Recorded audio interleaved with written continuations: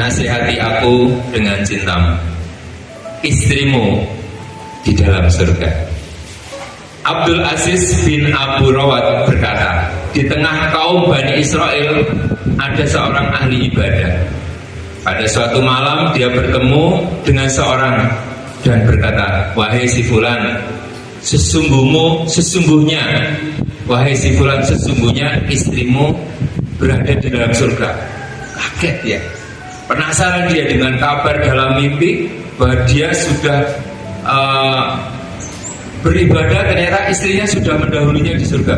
Maka dia selalu memperhatikan istrinya selama 3 malam berturut-turut untuk mengetahui apa yang sedang diamalkannya. Maka dia bangun malam sementara istrinya tertidur. Dia berpuasa sedangkan istrinya tidak berpuasa. Ketika hendak berpergian meninggalkan rumah, ya, meninggalkan istrinya, dia bertanya tentang amal unggulan apa yang paling diyakininya.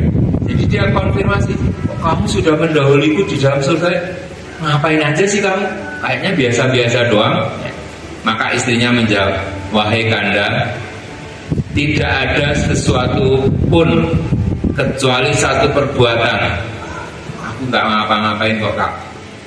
Jika aku dalam kesempitan, aku tidak berharap berada dalam kelapangan. Aku ridho. Jika aku sedang sakit, aku tidak berharap berada dalam keadaan sehat. Aku ridho. Jika aku sedang lapar, aku tidak berharap dalam keadaan lapang atau dalam keadaan kenyang. Jika aku berada di bawah terik matahari, maka aku tidak berharap dalam keteduhan. Ahli ibadah itu akhirnya mengatakan, oh inilah perbuatan yang tidak dapat dilakukan oleh seorang hamba, oleh para hamba. Nah sahabat semuanya, ridho. Ya. Allah menetapkan kita dalam kondisi apapun, kuncinya adalah kita ridho.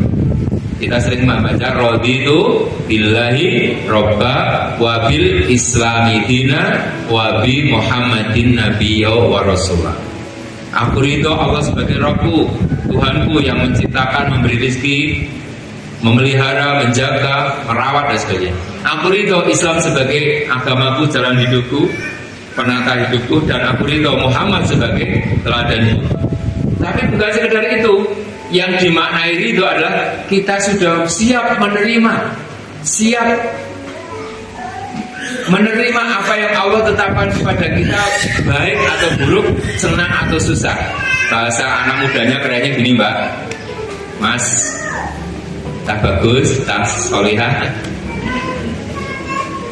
Misalnya menikahlah dengan orang yang Anda cintai. Setelah itu cintailah orang yang Anda nikahi. Ini penting, langsung siap-siap. Menikahlah dengan orang yang Anda cintai, lalu cintailah orang yang Anda nikahi. Satu, kita tidak mesti mendapatkan apa yang kita cintai, tapi kita bisa mencintai apa yang kita dapatkan. Jadi itu. Jadi kalau kita melihat kekurangan di pasangan kita, bisa jadi ada kelebihan di sisi lain yang harus kita syukuri. Ini berarti ini kayak kuliah pranikah buat calon santri nanti ketika suatu saat, oh benar yang dikatakan Pak Soleh ini, kita tidak mesti mendapatkan apa yang kita cintai, tapi kita bisa mencintai apa yang kita dapatkan. Itulah ridho dengan ketetapan yang Allah berikan kepada kita.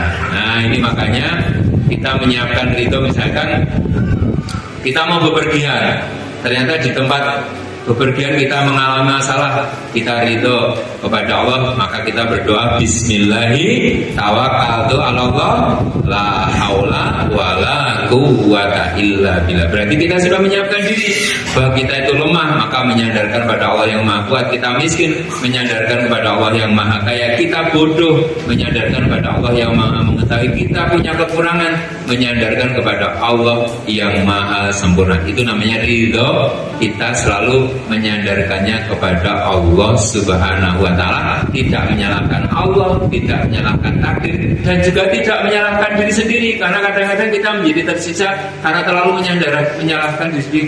Ini gara-gara aku sih, aku nggak gini. Nah itu nggak.